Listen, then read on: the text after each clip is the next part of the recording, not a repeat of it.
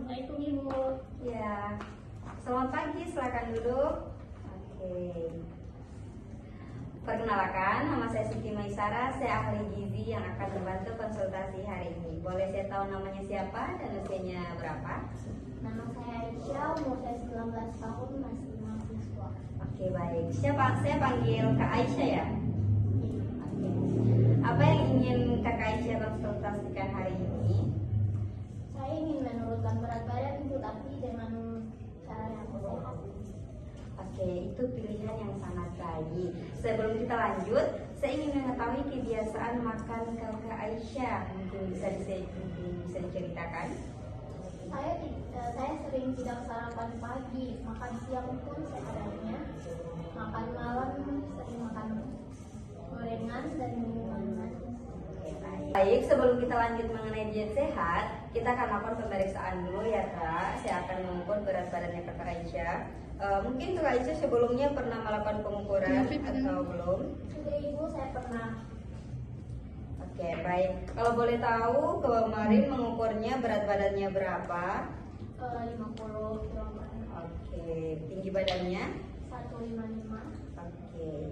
Berdasarkan hasil perhitungan indeks massa tubuhnya Kakak Aisyah, didapatkan hasil 20,8. Itu artinya bagaimana ini?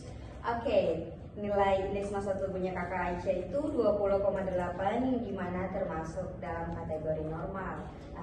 Kalau kategori normalnya itu kan 18,5 sampai 24.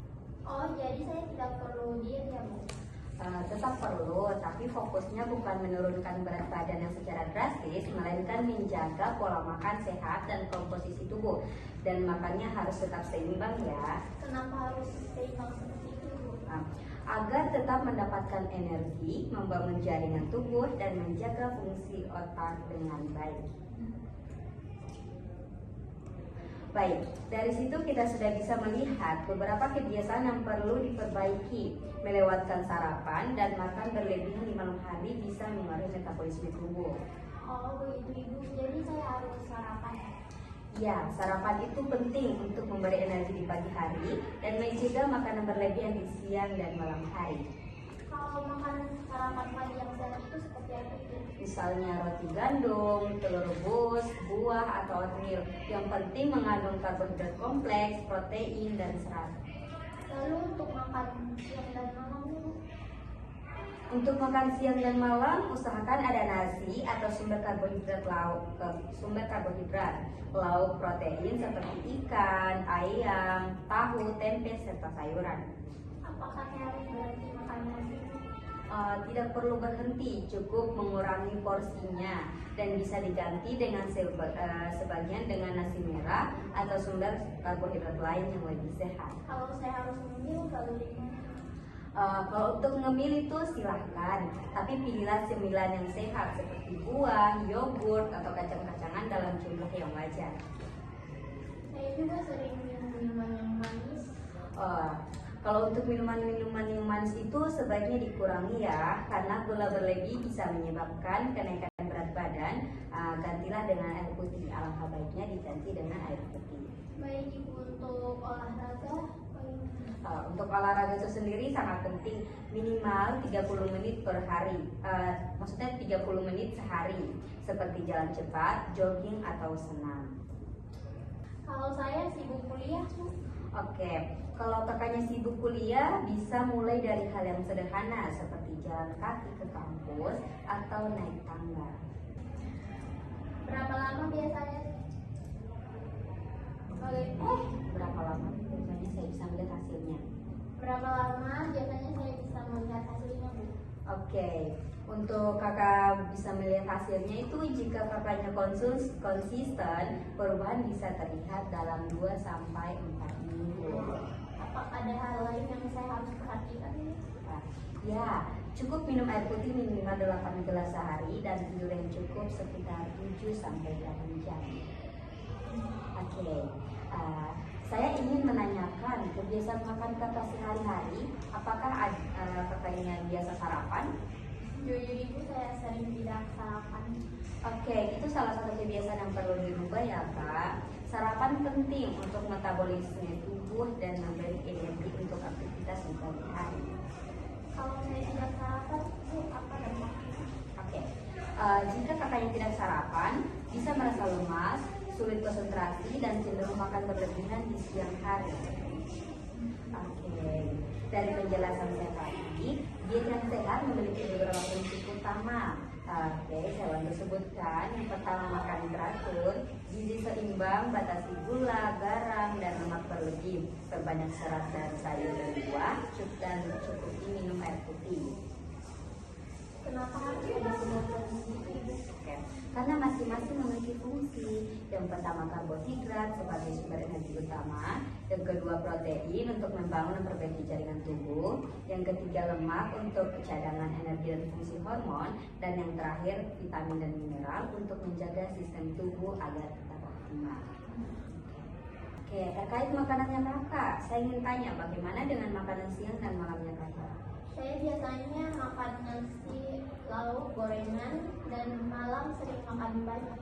Oke, baik. Kita akan perbaiki dengan cara kurangi dulu makan gorengannya, mengatur porsi makan malam agar tidak berlebihan, dan menambahkan sayur di setiap makan nasi. Apakah saya harus berhenti makan nasi? Oke, tidak perlu. Nasi tidak boleh nasi tetap boleh dikonsumsi, tetapi porsinya disesuaikan. Mungkin kakak juga bisa mencoba nasi merah yang lebih tinggi serat. Oke. Terkait minumannya kakak, saya ingin tanya bagaimana dengan minuman manis? Apakah sering dikonsumsi atau bagaimana? Saya sering cukup minum minuman manis seperti es teh dan minuman kemasan ini. Oke, itu juga sebaiknya dikurangi ya, karena gula berlebih dapat menyebabkan kenaikan berat badan dan meningkatkan risiko penyakit seperti obesitas. Nah, terkait aktif second, saya ingin memberikan penjelasan sedikit terkait aktivitas fisik. Oke, selain pola makan, aktivitas juga penting. Saya jarang olahraga.